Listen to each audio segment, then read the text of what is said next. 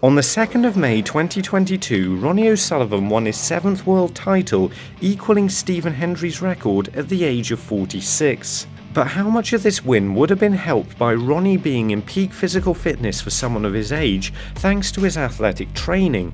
And as John Higgins has confirmed that recent lifestyle changes have prolonged his career at the top of the game, I wanted to ask the question: does physical fitness make you a better player, and will doing more exercise improve your game? So I decided I was going to find out, and there is really only one way of doing that.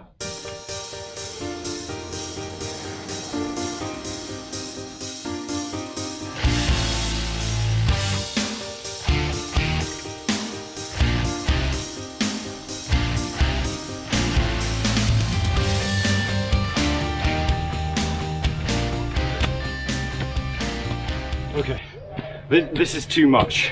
Time for plan B. And plan B stands for bike. I'm going to test how my ability to play snooker is affected by doing a 20-mile bike ride every day for 10 days straight. And that brings us to the test, starting with a test for my potting, where I see how many straight pots off the blue spot I can make from behind the bulk line. This is the first of 3. The second is break building based on a practice routine I've explained a lot in the past before. And the final one is a touch and feel test where I see how many times out of 10 I can make the cue ball bounce off the top cushion and return to the D. In between this, I'll be riding around local lanes and tracks on my bike, which is an e-bike, but as long as I go flat out, this should give the perfect mix of good tough exercise without overdoing it and making it feel like I'm training for a marathon. And I'm only going to be doing the test 3 times so I don't get too used to the process.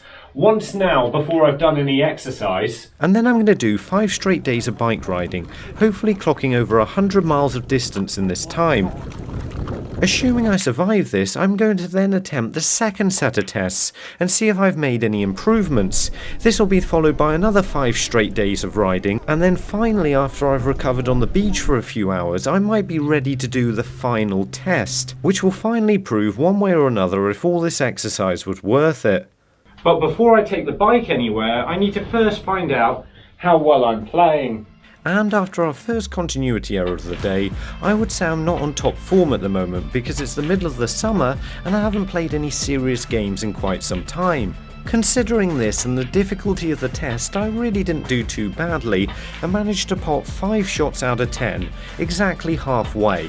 For break building, I potted the red and black consistently until I missed one, and then just timed how long this took. The longer the time, the better I did, and I nearly did up to about 7 minutes. And finally the touch test, which was way too boring to show all the shots, I managed to do an impressive 3 out of 10. So it was finally time to get out there on my bike and see if exercise helped in any way. Now the reason I think this might work is actually because of my old job. Before I discovered I could literally make tens of pounds on YouTube, I used to work long hours in a shop. And it felt like I began to play better when I started working there. And I've often wondered why. And the only thing I could come up with was the exercise I got from moving things around all day in some way helped my snooker.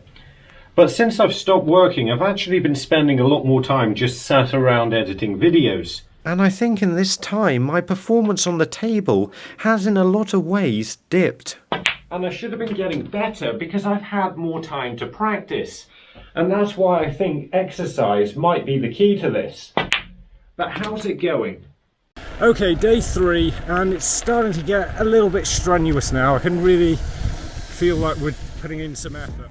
This was definitely reducing the free time I had to do things every day and causing me to rush around a lot, but I was enjoying the fact that I had somewhere to go out and go and found it quite relaxing. There was definitely a reason why I decided to do this in the middle of summer on the driest 10 days of the year. And this has definitely reduced the amount of time I've had to practice and made me feel a little bit more tired.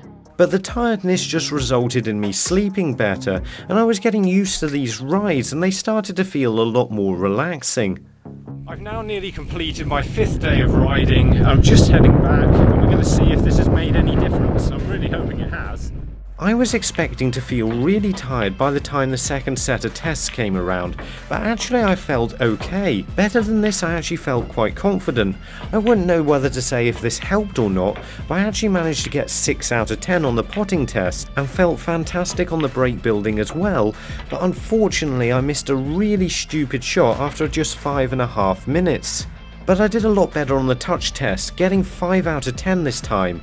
It's too early to say if this is working, but it seems to be heading in the right direction. So that's clear improvements everywhere except for one bad miss in the break building challenge. And after we find Eustatius from Konstanz, Germany, which is there, we can have a look at what I think this is showing. If I was playing in a professional snooker tournament, then physical fitness almost certainly would be a benefit. But what I'm hoping to discover is if more exercise like this helps you pot the balls or even get bigger breaks. This isn't really about strength or even weight loss. I'm just asking if a small amount of exercise can improve your ability to play snooker. Well, it definitely improved my ability to ride a bike. By the time the 10 days were up, I'd travelled over 200 miles and was riding a lot more confidently and felt a lot stronger. But has this improved my ability to pot or break build, for example? Well, after a lie down on the beach, it was time to find out. It is finally all over. We're all done. I'm just going to see if I've improved any more. I've done 10 full rides in 10 days. And surprisingly, I feel okay. And that means it's time for the final test. All of these attempts were done first try, and 10 shots may not have been a big enough sample to get accurate results. I was feeling quite good, but the fact that I missed the second shot put me off a little bit here. I managed to recover, but it was going disastrously until I potted the last 3 balls. So I got 5 out of 10 again, but the break building was going a lot better. I had even more confidence than I had the previous time, and it just seemed to be easier and easier to continuously play these shots. I only missed in the end because I pretty much got bored because I was potting more or less everything and was so far up on my previous best I didn't know what I was proving by carrying on. On the touch control test, I did a little bit better again, getting 6 out of 10, although this was a bit unpredictable. I'm not really sure what it was showing, but the results were mostly showing an upward trend, mostly revolving around break building. So why was this?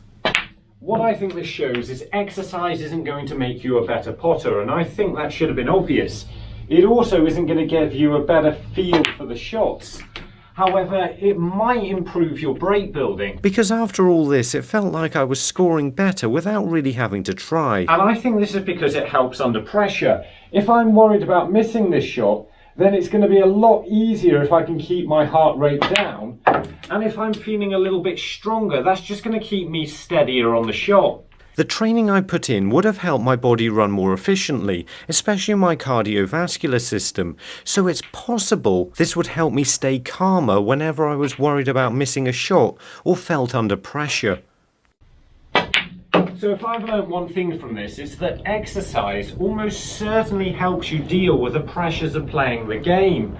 And if you want to make bigger breaks, then climbing up this really steep hill or something equivalent might actually make that easier. This might also explain why players like Steve Davis said when they got older, the pressure became harder to deal with, and maybe why John Higgins is still able to compete at the top of the game but has lost so many close finals recently because he doesn't have the fitness of someone like Ronnie.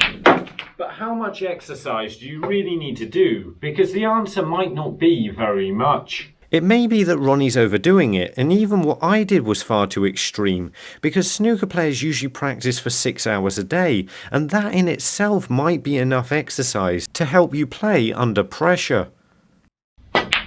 But from what I've seen, a small amount is definitely beneficial. The majority of people watching, walking around a snooker table won't get you out of breath, and that's what you're going to need to do to make gains in this way.